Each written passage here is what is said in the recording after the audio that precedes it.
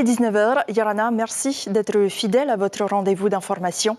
À la une de l'actualité de ce mardi, l'état de catastrophe naturelle sera décrété à Teahupo'o. Impossible de savoir combien de familles sont dans la détresse, mais le chaos laisse place à la solidarité. Les patrons demandent une baisse des charges sociales pour des entreprises plus productives et créatives. Les taux d'imposition en Polynésie sont quasiment identiques à ceux de la France, même si des efforts ont déjà été consentis. Elle sera la 4e femme polynésienne à porter l'écharpe tricolore. Meriana Red-Arbelot prendra place à l'Assemblée nationale. Efficacité et rigueur seront ses leitmotivs, promet-elle. Et enfin, ce spectacle à Havre, des gros tubes et des vagues de 3 mètres ont fait le bonheur des surfeurs locaux et étrangers week-end dernier. Après le choc, la solidarité. Au village Faouro, une chaîne humaine s'est très rapidement mise en place. De nombreux sinistrés sont encore désemparés par l'ampleur des dégâts, mais au milieu du chaos, ils se soutiennent et se tendent la main. Les associations, les confessions religieuses et les politiques participent eux aussi à l'élan de solidarité.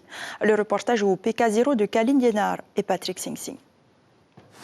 Ce drame bouleverse la vie de Nelly, 5 ans qu'elle réside ici, juste à côté de la rivière. Depuis hier, les allers-retours s'enchaînent pour remettre la maison en état. Sa tante Yvonne est arrivée à pied du Fénois-Héré pour venir l'aider ce matin dès 5 heures. C'était horrible. Là encore, ça va. Grâce à la famille, toujours, on a eu un nettoyage à fond. Et donc là, on voit à peu près la couleur de la maison. Donc c'est pas... Voilà. Ça fait mal au cœur pour elle et pour ceux de l'autre côté. C'est que je souhaite qu'il y a des gens qui viennent aider. Il faut venir aider. Parce qu'aujourd'hui, c'est eux. Peu importe, après, tôt ou tard, ça sera eux. Je demande à la population de venir aider, c'est tout.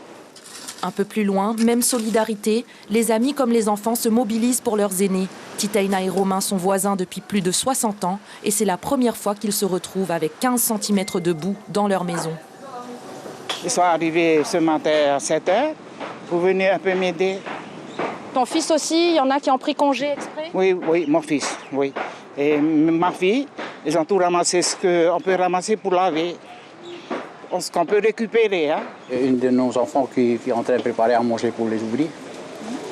Oui, c'est pas du luxe, mais au moins on a quelque chose à leur offrir.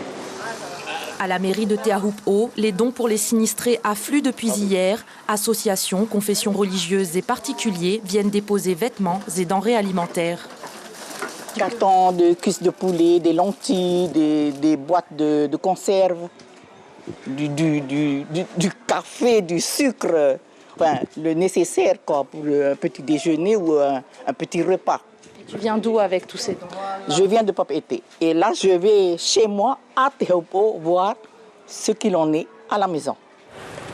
D'autres dons sont également collectés à l'église adventiste, comme ceux livrés ce matin par les 3 députés. Et suite à sa visite, le gouvernement prendra demain mercredi un arrêté ministériel pour décréter l'état de catastrophe naturelle et ainsi débloquer les aides du pays et celles des assurances.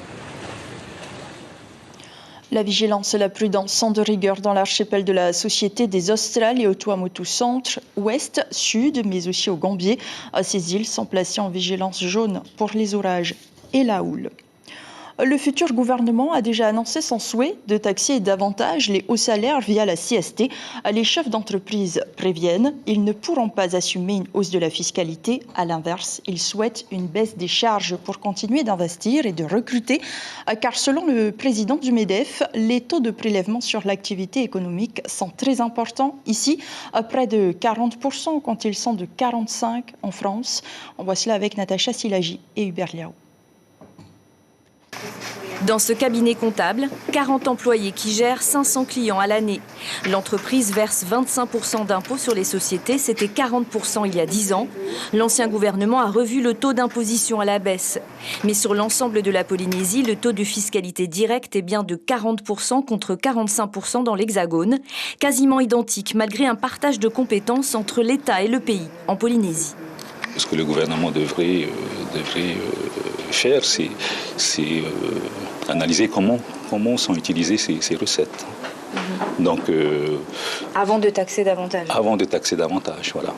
Quels sont leurs besoins et ensuite aller chercher les ressources Même chose pour les commerçants, pas question pour eux de voir leur fiscalité augmenter.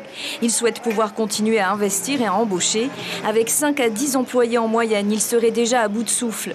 Il faut savoir que l'investissement privé représente 120 milliards de francs pacifiques en Polynésie. Les charges sont vraiment très importantes et c'est déjà très juste. Je ne voudrais pas crier un signal d'alarme, mais la situation est très compliquée. Il y a beaucoup de commerçants qui n'osent pas dire qu'ils sont en difficulté. Aujourd'hui, il y a une vraie préoccupation fiscale. Il faut vraiment faire un effort pour que l'économie continue à tourner en tout cas. Les chefs d'entreprise contre la hausse de la fiscalité pour combler le déficit de la CPS. Ils demandent au gouvernement de miser davantage sur la prévention de l'obésité pour limiter les dépenses de prise en charge des malades et sur l'emploi. Le taux d'emploi est très faible en Polynésie, à peine 1 personne sur 2. 50 000 personnes seraient identifiées sans emploi ou activité. Il faut trouver le juste équilibre dans tout ça. Et je pense qu'on commence à atteindre un point de non-retour. C'est que des chefs d'entreprise se posent la question de savoir s'il faut continuer ou pas à entreprendre. Les chefs d'entreprise clairs dans leur discours, pas d'augmentation de la fiscalité possible sans mettre en péril le secteur économique. Et demain, la première donne la parole au syndicat majoritaire. Patrick Galland, le secrétaire général de la CSTPFO, sera l'invité café de notre matinale radio. Un mot de politique, elle devrait endosser le rôle de députée. Depuis la victoire du Tavini dimanche soir, Meriana Red-Arbelo, suppléante du député Moetai Broderson, devrait siéger au Palais Bourbon aux côtés de Steve Chailloux et Temat Eilegaïk. Elle, qui avait un temps refusé d'assumer cette responsabilité, a finalement révisé son point de vue. Rencontre signée Lucille Guichet et Patita Savea. Pour Meriana Red-Arbelo, tout est une histoire de hasard et d'inattendu. Indépendantiste de cœur, elle ne s'est jamais engagée au Tavini. Mais Moetai Broderson est un ami d'enfance. Si elle accepte d'être sa suppléante en 2021, c'est par conviction et affinité. Elle se lance alors dans sa toute première campagne. Il m'a dit on ne va pas tourner autour du pot de Skippy. Voilà, c'est une blague un petit peu entre nous. Pour dire qu'il allait être direct et qu'il ne pas perdre de temps. Et donc il m'a proposé d'être sa suppléante aux législatives. Ingénieure de formation, Meriana Red-Arbelo est passionnée par son métier d'aiguilleuse du ciel. Et les premiers temps, elle ne veut pas y renoncer. Aujourd'hui, sa décision est prise et elle organise sa mise à disposition avec sa hiérarchie. Ça va. Ça a fait un vide. Je connais moi Meriana depuis le début de sa carrière en région parisienne. C'était il y a plus de 30 ans. J'aime beaucoup ce que je fais. Donc pour moi, c'était un petit peu compliqué de laisser ce côté de ma vie. Et voilà, c'était plus le fait aussi de repartir en campagne. Les gens sont fatigués. Donc ça a suffi en fait à prendre la décision d'y aller. Il n'y aura donc pas de législative partielle. À l'heure du déjeuner, sa mère ne cache pas son émotion. Je suis bien sûr très fière d'elle et surtout que je sais en plus qu'elle sera compétente. Et ce que j'ai toujours admiré en ma fille, c'est son humilité. Jamais se vanter. Jamais. Meriana Red-Arbelo continuera de porter les dossiers entamés, le fait nucléaire, la citoyenneté polynésienne et l'inéligibilité à vie des élus condamnés. Dans mon métier, on appelle ça une clairance à un avion, mais c'est comme un ordre et il exécute. Alors j'ai un petit peu ce travers, c'est que j'aime bien que les choses soient immédiates et efficaces. Donc ça, il va falloir que sur l'immédiateté, que je fasse des efforts. Mais je voudrais être une députée efficace. Si Moetai Broderson est élu président de la Polynésie, il aura 1 mois pour renoncer à son mandat de député. Meriana Red-Arbelo prendra alors ses nouvelles fonctions. Et hier, les militants du Tavini Huir Atira aux Australes ont célébré la victoire de leur parti en faisant un tour de l'île, un drapeau battant dans le vent. Ici, à Eivave d'abord, des jeunes membres accompagnés du maire et futurs représentants à l'Assemblée Bruno Flores se sont retrouvés à la mairie de Eirua pour une prière avant de prendre la route.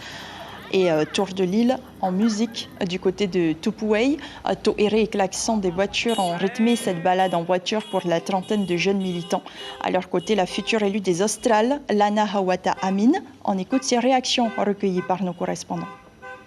Moi, je suis pour l'indépendance pour notre génération future, qu'on leur laisse une terre, une mer nourricière, un lagon et tout le plaisir au monde pour notre future génération.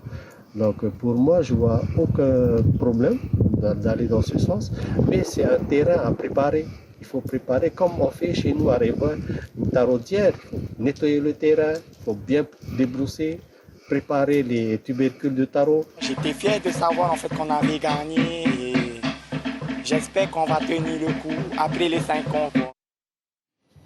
Cette triste nouvelle à présent. Sans bruit, Mathai Brothers s'est éteint dans la nuit ce 2 mai. Il était le visage de la Socredo, non seulement par son sens éclairé de la conduite des affaires, mais aussi par son élégance humaine. L'homme fut directeur de l'entité bancaire après avoir commencé au bas de l'échelle.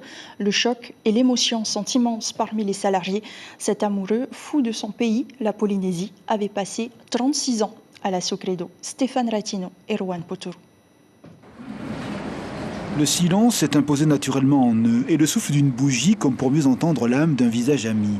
Mathai Brothers, le bâtisseur, l'homme des altérités, son histoire parle autant de la Polynésie que du temps du possible. En 36 ans, le simple employé était devenu le directeur général sans ne rien perdre de son sens du contact. Petit à petit, il est monté en responsabilité, à charge de travail. C'était un grand travailleur, un grand bosseur. Et il a inspiré beaucoup d'entre nous et des collaborateurs qui ont travaillé avec lui au moment où il est entré à la banque sont encore là pour en témoigner. Rafiu a 35 ans de maison. Il est arrivé à la Socredo juste un an après Mathai Brothers. L'histoire de deux jeunes Polynésiens débutant dans la vie, dans un pays en pleine mutation. Et derrière le directeur général, il resta toujours le regard du collègue bienveillant, le don des gens souligné par un sourire, d'où l'émotion ce matin. C'est vrai que ce matin, en apprenant ça, c'était vraiment douloureux parce que Mathai, c'est quelqu'un qu'on apprécie beaucoup. C'est pas seulement le patron, le chef d'entreprise, mais c'est aussi le collègue de travail, c'est l'ami, voilà. C'est quelqu'un qui nous a beaucoup apporté. Dans le bureau de direction, chaque directeur laisse un témoignage de son passage. Ce tableau, plein d'une poésie polynésienne et d'un hommage à la vie ordinaire, est le choix de Mathai Brothers. En fait, une synthèse picturale de la sincérité de son engagement. La banque, oui, le peuple, toujours. Un grand homme qui avait de grandes valeurs, qui était intègre, qui était soucieux des plus démunis, de tous nos clients, de construire cette banque. Donc c'était quelqu'un de profondément polynésien. Et je voulais juste lui dire merci pour tout ce qu'il a fait. À 2 ans près, Mathai Brothers est contemporain de la naissance de la Socredo, deux vies confondues, à jamais désormais. C'est un choix de vie et je ne regrette rien. Mathai Brothers sera enterré jeudi au cimetière de l'Uranie. Polynésie, la première adresse ses sincères condoléances à sa famille et ses proches. La chasse sous-marine, c'est un dada, une passion polynésienne, non sans tragédie parfois. Alors, la prévention est une obligation et la sensibilisation passe par des journées de formation. Des jeunes pêcheurs des quartiers prioritaires de Moorea ont appris les bons gestes grâce à l'association To'ahine Spearfishing et le Whare Natura. Les détails avec Rowan Potoru. Pratiquer la pêche sous-marine en toute sécurité ne s'improvise pas. L'apprentissage des règles de base est indispensable pour éviter les accidents. Pour la dizaine de jeunes présents à Tahiamanu, la formation auprès de l'association To'ahine Spearfishing est une véritable opportunité. On nous a appris à bien respirer et elle nous a appris par rapport au matériel qu'on devait avoir pour pratiquer cette activité. Un matériel défectueux ou pas bien adapté peut vite amener à l'accident. Et j'ai essayé de leur transmettre les bases pour bien entretenir son matériel et le choisir aussi correctement. Et pour encadrer ces jeunes issus du service civique du Whare Natura, 3 demi-journées ont été organisées avec différents ateliers pratiques qui abordent des thèmes précis, l'autonomie en mer, l'assimilation des gestes de sécurité, les techniques de respiration, un panel varié à la portée de tous. Déjà le premier jour, le mercredi dernier, ils ont tout de suite capté que ce qu'ils faisaient, c'était pas vraiment sécurisé. Et donc du coup, au fur et à mesure qu'ils sont venus dans les formations, ils ont compris quels sont les premiers gestes à faire. Ils ont compris déjà la première chose à faire, à vérifier le matériel et tout. On mélange la théorie et la mise en pratique et on les met aussi déjà en autonomie, en responsabilité. Donc ils vont eux-mêmes des fois expliquer l'atelier ou ils vont reformuler pour qu'on s'assure que le message soit bien transmis. Les accidents qui arrivent sont auprès de jeunes populations. Donc on a l'impression effectivement de jouer un rôle et d'accompagner ces jeunes pour qu'ils puissent avoir plus de bons réflexes, plus de prévention et puis qu'ils puissent aussi se secourir entre eux quand ils vont pêcher ensemble. Avec cette formation adaptée, les jeunes seront plus responsables et vigilants en mer. Une deuxième formation est déjà prévue pour le mois de juin. 10 autres jeunes des quartiers prioritaires de Papetoy en bénéficieront. Et à Ho, les élèves du CETAD de la section gestion et exploitation en milieu marin ont rivalisé d'imagination pour maintenir leurs travaux pratiques sur le motu malgré l'interdiction des activités nautiques décrétée le week-end dernier. Ils ont exécuté ce qu'ils ont appris en cours et se sont glissés dans la peau de guides lagonaires accueillant des touristes, à des collégiens de Tipperary en l'occurrence. Au programme, pêche à la ligne, tressage de nid-haut et réalisation de pain au coco. Le directeur de l'établissement nous en dit plus au micro de Mathieu Allou. Aujourd'hui, ils ont été chargés d'accueillir les élèves du collège. Qui servent de touristes, quoi, en gros. Exactement. Ils ont joué les cobayes de touristes et puis ils ont aussi participé à l'animation d'activités touristiques telles que la réalisation de pain coco, des activités de tressage, des activités liées à la pêche et à la canne. Et pour clore cette édition, le week-end passé, avant que la catastrophe ne s'abatte sur les habitants de Te Ahupu'o, la forte houle de sud-ouest a fait la grande joie des surfeurs. Sur le mythique spot, plus d'une cinquantaine d'amateurs de sensations fortes se sont précipités sur les belles vagues, à la rame ou en towin. Des étrangers ont même fait le déplacement. Le commentaire est signé Ar-Ihwetif Afana sur des images de Tim Prevot. Te Ahupu'o, future vague olympique, aussi belle que dangereuse, s'est réveillée avec des creux de plus de 4 mètres.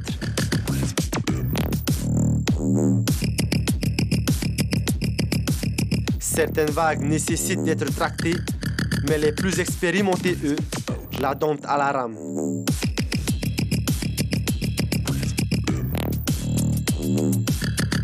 C'est pas les plus grosses tailles qu'on a vues comme du codred, mais voilà, c'est magnifique, il n'y a pas à dire, c'est mind-blowing.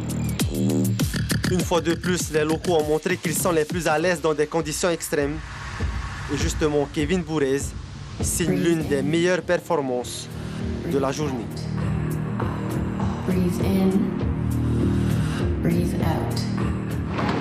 Plus d'une trentaine de Hawaïens ont fait le déplacement. Et si le nombre de surfeurs dans un spot est souvent source de conflits, à Te Ahupu'o, les locaux sont prioritaires. Ouh là là, regarde, hey Méo. Donc ouais. Nous on a nos priorités quand même. Quoi qu'il arrive, entre les locaux, on a notre petit sens, enfin notre petite horde on va dire. Et puis après, les étrangers aussi, on est content de partager des vagues avec eux quoi. Breathe out.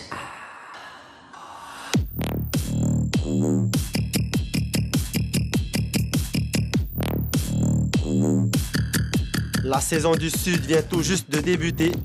Les riders auront l'occasion de partager d'autres sessions, car Te Ahupu'o devrait encore offrir des moments comme celui-ci avant le mois d'octobre. Et c'est la fin de ce journal. Voici l'information principale. L'état de catastrophe naturelle sera déclaré à Te Ahupu'o. Les habitants se retroussent les manches pour nettoyer après la crue de la rivière Faworo hier. 200 maisons auraient été touchées selon les pompiers. Les familles sinistrées ont reçu ce matin la visite du président Edouard Fritsch et d'une partie de son gouvernement. Les 3 députés sont également allés à la rencontre des habitants. Et c'est également cette actualité qui est à la une de votre quotidien Tahiti Info demain, avec ce titre « Élan de solidarité à Te Ahupu'o ». Dans vos écrans ce soir, la série britannique The Victim, suivie d'un documentaire Pérou, sacrifice au royaume de Chimor, dans lequel des centaines de corps d'enfants ainsi que des restes de bébés lamas ont été exhumés. C'est une découverte sans précédent. Il s'agit du plus grand sacrifice de masse d'enfants connu à ce jour, qui s'est déroulé au XVe siècle. Merci de votre fidélité. Très belle nuit et à demain.